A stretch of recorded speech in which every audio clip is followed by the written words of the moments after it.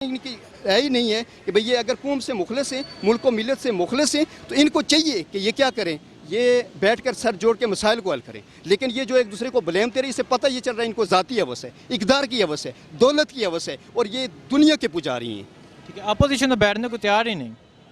मैं बता दिया ना मैंने, इनकी ये जो सारी जो सिचुएशन जो सामने आ रही है, कोई इमरान खान का साथ देने के लिए तैयार नहीं, और कोई कह रहा है कि भाई जो है ना हम मुल्क हुकूमत को गिराएंगे, ये गिराएंगे, इनको सिर्फ इक़्तिदार की है बस, ठीक है नहीं। और दूसरी रह गई बात एक और, वो ये मैं कहूँगा कि जब भी कभी मुल्क पर या फिर फ़ौज पर या कौम पर कभी कड़ा वक्त आता है, तो उस वक्त तमाम जो सियासी बयानात सियासी शख्सियात जो हैं वो ये कहती हैं कि जी कौम जो फ़ौज के साथ खड़ी है, सैलाब आ जाए कौम फ़ौज के साथ खड़ी है, जंग मसलत हो जाए कौम फ़ौज के साथ खड़ी है। भाई कौम फ़ौज के साथ तो खड़ी है, लेकिन आप बताएं, ठीक है, you will have to clear your position, क्या आप मोदी के साथ खड़े हैं या फ़ौज के साथ खड़े हैं, आप मुल्क के साथ खड़े हैं या जो है ना कौम के साथ, किधर खड़े हैं आप?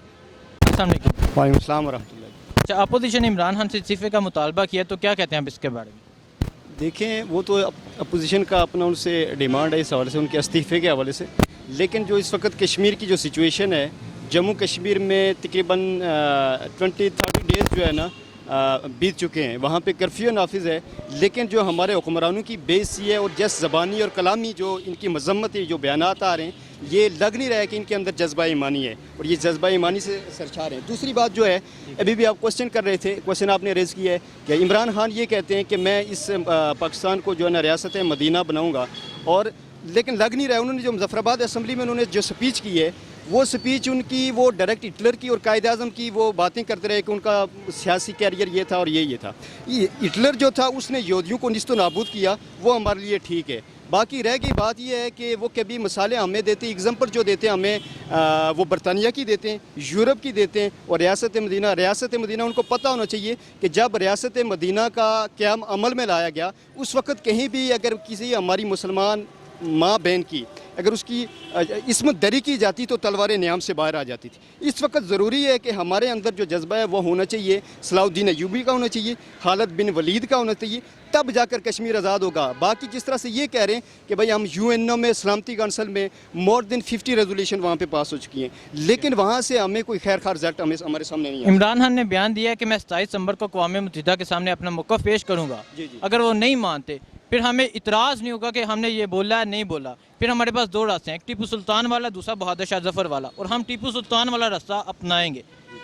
इमरान खान ने कहा अगर हम ईंट का जवाब पत्थर से देंगे, और वो किस तरह बयान दें? नहीं, देखिए ये ज़बानी बयानात हैं, खुद देखिए। क्या जंग हो जाए? जंग होनी चाहिए, इसलिए हम पर इस वक्त हम पर जाद फ़र्ज़ है। We will have to prove whether we are Muslim और नॉट मुस्लिम। इस वक्त आप खुद देख लें कि देखें भूख, हम यहाँ पे भी हंगर और थर्स्ट को बर्दाश्त कर रहे हैं। आज़ाद मुल्क है, एक इस मुल्क के शहरी हैं।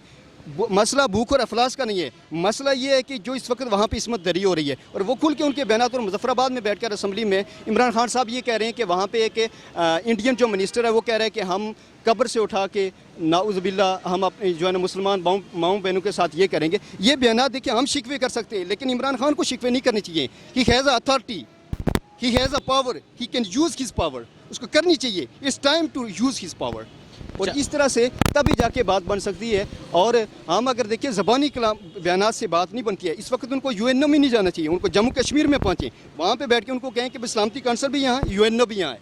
You will have to come here to decide this. Khan साहब ने बोला मैं 27 दिसंबर को अपना मौक़िफ़ पेश करूँगा, अगर वो नहीं मानते फिर हमारे पास ये ऑप्शन मौजूद है, हम हमला कर सकते हैं। देखिए हमला करने की बात नहीं आ रही है, इस आप खुद कह रहे हैं कि जंग हो। नहीं जी, जंग हो, लेकिन ये इस वक्त हम दिफा में लड़ेंगे, ये हमारा हमला नहीं होगा। इसलिए कि हमारे मुसलमान बहनों और भाइयों के साथ जो हमारी हुर्रियत का जो पूरी क़यादत जो है वो वहाँ से गायब कर दी गई। वहाँ हमारे कितने वो जो मुसलमान बहन भाई हैं। और इस वक्त एक और मैं पैगाम देना चाह रहा हूँ, जो इंडिया में हमारे जो मिनिस्टर्स हैं, ओवैसी बरादरान जो हैं, मैं उनको भी पैगाम देना चाह रहा हूँ कि आपके साथ भी कल बीत सकते हैं। और इसके बाद जिस तरह महबूबा मुफ्ती के साथ और जो फ़ारूक अब्दुल्ला साहब हैं, जिनके शेख जो वालिद हैं, शेख अब्दुल्ला साहब ने जिस वक्त ये स्टेप उठाया था, जिसकी कारस्तानियाँ और जिसके नतायज वो आज बर्दाश्त करें, उनको बर्दाश्त करने पड़ेंगे। उनको चाहिए कि वो भी बाज़ औक़ात स्पीच के दौरान कहते रहते हैं कि भैया कि मैं हुज़ूर की बारगाह में पेश हूँगा। तो मैं ये कहूँगा कि मैंने नबी करीम सल्लल्लाहु अलैहि वसल्लम, मैंने आपकी उम्मत को कहा था वो मेरा साथ दें, हम इस्लाम को मजबूत करें। इस्लाम इस तरह से नहीं मजबूत होगा, इसलिए कि वो दारुल कुफ्र में रह रहे हैं। दारुल कुफ्र में रहते हुए किसी का ईमान महफूज नहीं रह सकता। लिहाजा उनको भी चाहिए कि वो अपनी स्ट्रांग वॉइस को वहाँ पे रेज़ करें, तब भी जाके मुसलमान जो कश्मीर के जो मुसलमान हैं वो आज़ाद हो सकते हैं और उनकी कहीं सुनवाई हो सकती है।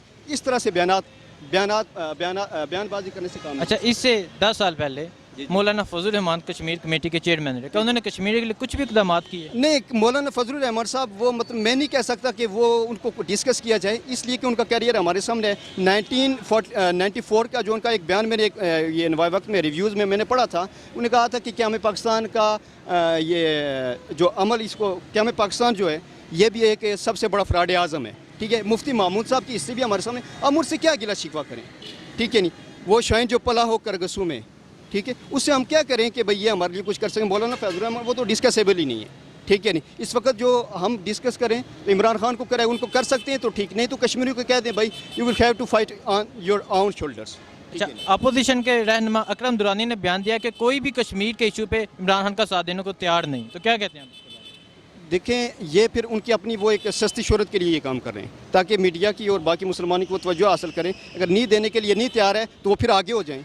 इमरान खान चाहिए कि वो उनको कहें भाई आप आगे हो जाए, हम आपका साथ देने के लिए तैयार हैं। भाई इस वक्त आप इनकी सियासत कुर्सी बचाने के लिए ना करें, अपनी सस्ती शोहरत के लिए ये मारे ना फिरे। इतनी हवस है इनको इक़्तिदार की, इनको चाहिए कि भाई मुसलमानों के साथ क्या बीत रहे। और ये कह रहे हैं इमरान खान को चाहिए कि भाई अगर तुम्हारे पास पावर है, ठीक है नहीं, अगर तुम कर सकते हो, तुम्हारे अंदर विजन है और तुम अगर टेबल टॉक कर सकते हो, बैन अल-अक़वामी कुव्वतों की जो तवज्जो जो है वो अपनी तरफ माइल कर सकते हो, और कश्मीर का ये जो डिस्प्यूट है ये इतने लॉन्ग टाइम से लॉन्ग स्टैंडिंग इशू है, इसको हल कर सकते हो, आप आगे हो जाओ।